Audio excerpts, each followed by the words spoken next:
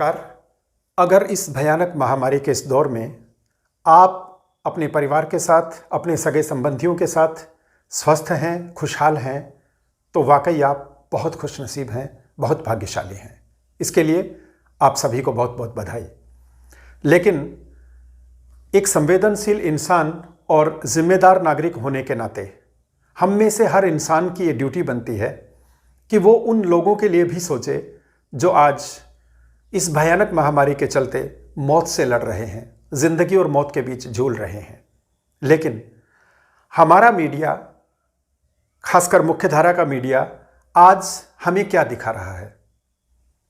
लाशों के ढेर, जलती चिताएं, चीखते बिलखते लोग, अनाथ बच्चे, यह सब सच्चाई है, इसे हम नकार नहीं सकते। लेकिन सिर्फ इसी को दिखाने से उन लोगों पर क्या असर पड़ेगा जो जीना चाहते हैं, जीने के लिए संघर्ष कर रहे हैं, मौत से लड़ रहे हैं।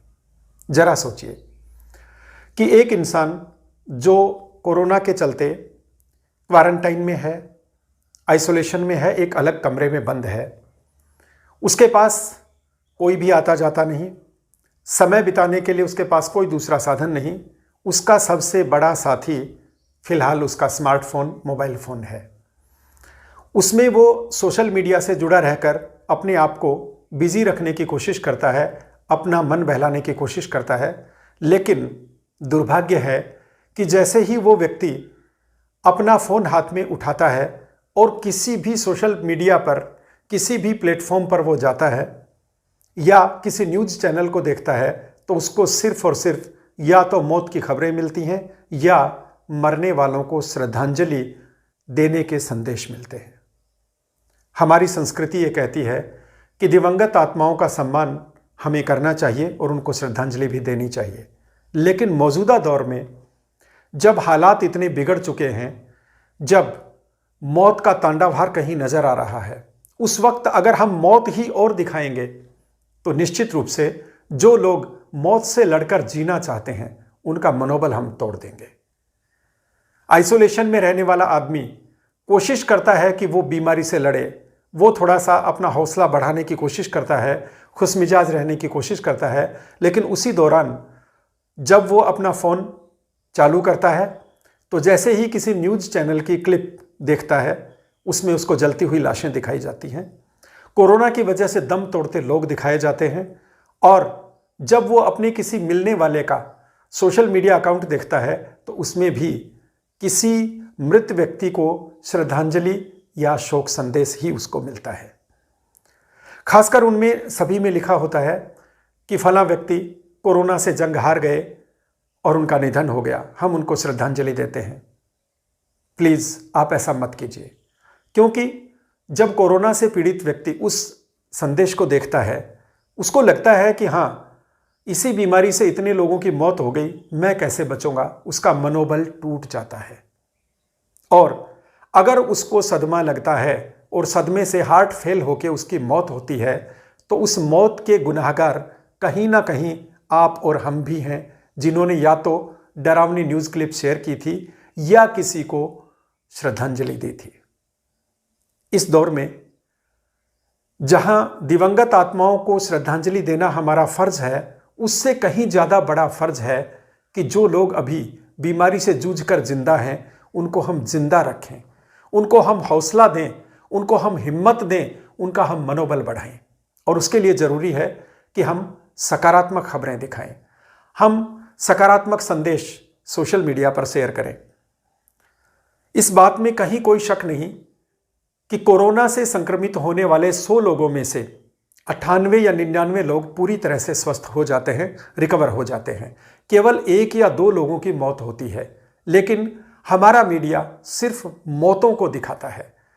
और मीडिया को छोड़िए, हम खुद भी सोशल मीडिया पर सिर्फ मरने वालों को श्रद्धांजलि देते हैं। हम कभी यह नहीं दिखाते कि फलां व्यक्ति इतनी क्रिटिकल कंडीशन में जाने के बावजूद बच गया, स्वस्थ होकर कोरोना से जंग जीतकर अपने घर आया। अगर हम ऐसी कहानियां सोशल मीडिया पर दिखाने लगें तो जो लोग इस बीमारी से लड़ रहे हैं, जो लोग जिंदगी और मौत के बीच झूल रहे हैं, उनको एक हिम्मत मिलेगी। और पुरानी कहावत है, मन के हारे हार है, मन के जीते जीत। यह सही है कि हम डॉक्टर का काम नहीं कर सकते, यह भी सही है कि हम भगवान बनकर किसी की जान नहीं बचा सकते, लेकिन इतना तो कर सकते हैं कि जो जीना चाहता है, जीने की कोशिश कर रहा है, जीने के लिए संघर्ष कर रहा है, उसको मरने पर मजबूर ना करें। बहुत सारे रिसर्चेज में यह बात सामने आई है। सभी डॉक्टर्स, सभी साइंटिस्ट इस बात को मानते हैं कि जब कभी भी किसी आदमी को कोई डरावनी खबर दिखाई जाती है या कोई व्यक्ति जब बहुत तनाव में होता है, टेंशन में होता है, तो उसकी बॉडी में नेगेटिव हार्मोन्स का सिक्रीशन होता है और वो नेगेटिव हार्मोन्स उसके इम्यून सिस्टम को बहुत वीक कर देते हैं, अंदर से उसको बहुत कमज़ोर कर देते हैं और कभी कभी तो सदमा लगने से उसकी मौत भी हो जाती है। अगर हम सोशल मीडिया पर सिर्फ मौत की खबरें शेयर कर रहे हैं, जलती हुई चिताओं के वीडियोज शेयर कर रहे हैं और हर दिन एक व्यक्ति की मौत पर दर्जनों लोग, 50 लोग श्रद्धांजलि दे रहे हैं, तो हम ये भूल जाते हैं कि उनको देखकर किसी दूसरे कोरोना पीड़ित का हौसला टूट सकता है और ना सिर्फ हौसला टूट सकता है, सदमे से उसकी मौत भी हो सकती है। सोचिए, आपने कोई ऐसी पोस्ट शेयर की और उसे देखकर या ऐसी 2-4 पोस्ट्स को देखकर किसी का मनोबल टूट गया और वो जिंदगी से हाथ धो बैठा, मौत के साथ अपनी जंग हार गया, बीमारी के साथ अपनी जंग हार गया, तो आप कितने बड़े गुनाहगार होंगे, जरा सोचिए। आज हमारी ड्यूटी है कि जिंदा लोगों को जिंदा रखने की कोशिश करें, लेकिन एडवांस में माफी मांगते हुए कहना चाहूंगा कि कुछ लोग किसी की मौत की खबर को ब्रेकिंग न्यूज बनाने के लिए इतने उतावले रहते हैं कि जैसे ही किसी की मौत की खबर आती है तो वो सोशल मीडिया पर तुरंत शोक संदेश या श्रद्धांजलि का मैसेज शेयर कर देते हैं। यहां तक कि कुछ लोग तो मैसेज शेयर करने में, टाइप करने में भी वक्त नहीं लगाते, पहले से कॉपी करके रखते हैं। उसी मैसेज में सिर्फ मरने वाले का नाम बदल दिया जाता है और उसका फोटो बदल दिया जाता है। उसके तुरंत बाद कोशिश होती है कि सबसे पहले श्रद्धांजलि हम दें, लेकिन उस वक्त आप भूल जाते हैं कि आप किसी एक को श्रद्धांजलि देने की कोशिश में किसी दूसरे की जान ले रहे हैं, जाने अनजाने बहुत बड़ा गुनाह कर रहे हैं। इसलिए मेरी आप सभी से गुजारिश है कि अगर मृतक से या उसके परिवार से आपको वास्तव में हमदर्दी है, वास्तव में सहानुभूति है, तो आप फोन करके उनसे हालचाल पूछिए। उनसे ये पूछिए कि हॉस्पिटल में बहुत ज़्यादा खर्चा लग जाने के कारण कहीं वो आर्थिक तंगी से तो नहीं गुजर रहे हैं, कहीं वो बहुत ज़्यादा कर्जदार तो नहीं हो गए, और अगर उनको किसी तरह की आर्थिक मदद की ज़रूरत है तो आप कुछ पैसा देकर उनकी मदद कीजिए।